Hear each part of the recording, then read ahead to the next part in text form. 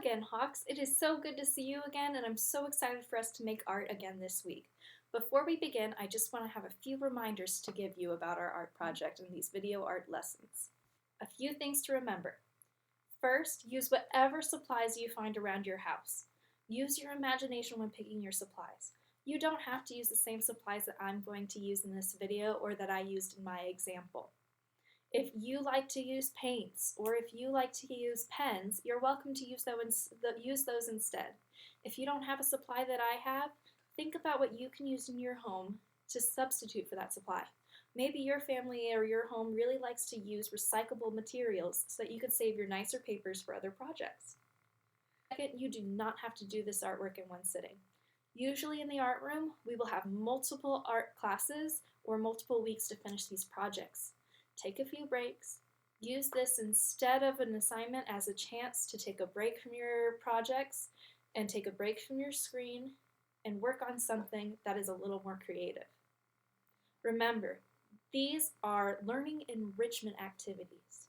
If it's not complete or it's not perfect, that's okay. I just want you to explore these ideas that you're talking about in your homeroom classes in a new and creative way and to have a break from your screens.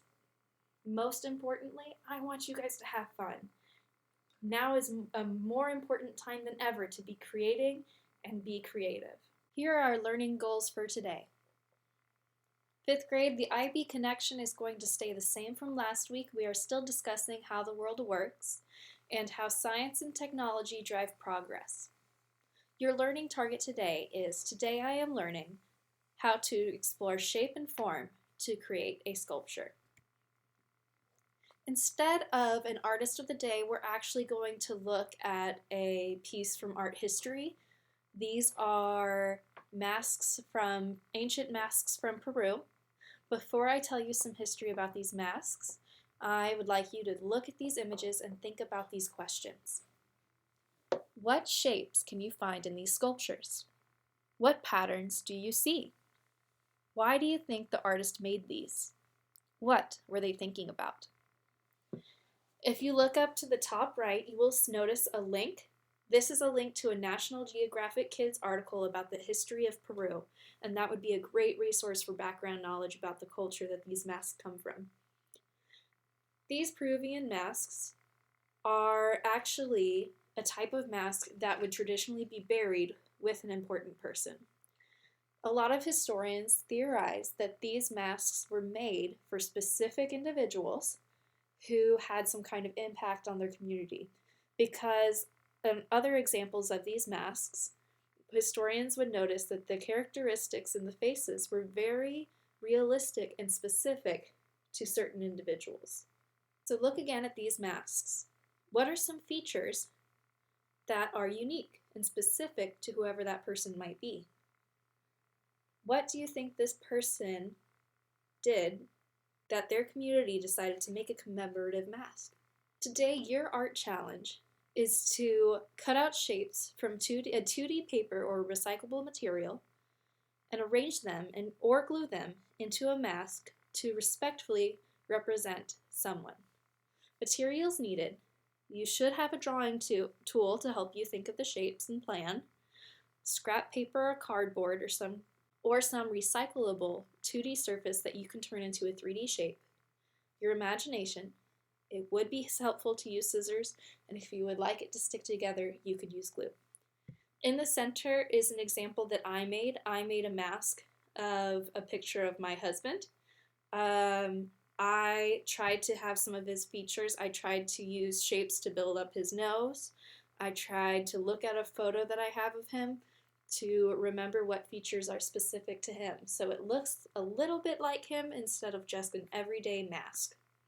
It doesn't have to be a mask of someone who has passed, but it could be someone that you would like to thank or honor.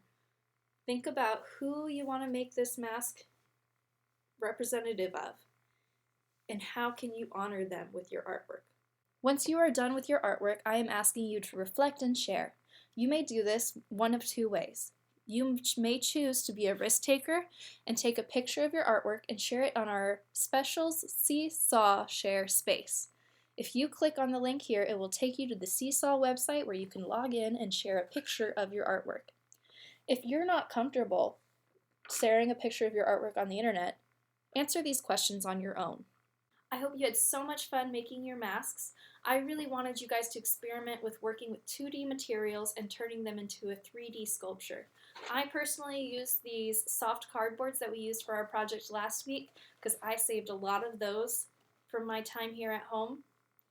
But you are welcome to use any supplies you would like to. Maybe instead of using a surface like that, maybe you want to stack things in your home and see if you can arrange them into a face or a mask. Anything you would like to do, I'd love to see how your creativity can shine during this time. You guys are talking about how science and technology drive progress. I want you to think about these masks. These masks in the past were made with either clay or wood. What are masks made with today? How are the masks that are made today similar or different from the masks back then? What do we use masks for? How do you know who the mask is supposed to represent? We've taken these early versions of masks and they have developed along with our cultures and our technologies as well. I have loved having this opportunity to work with you guys online. I so hope you are enjoying your e-learning experience, and I miss you all so much. I will see you again next week online, and I can't wait till I get to see you again. I'll talk to you guys later.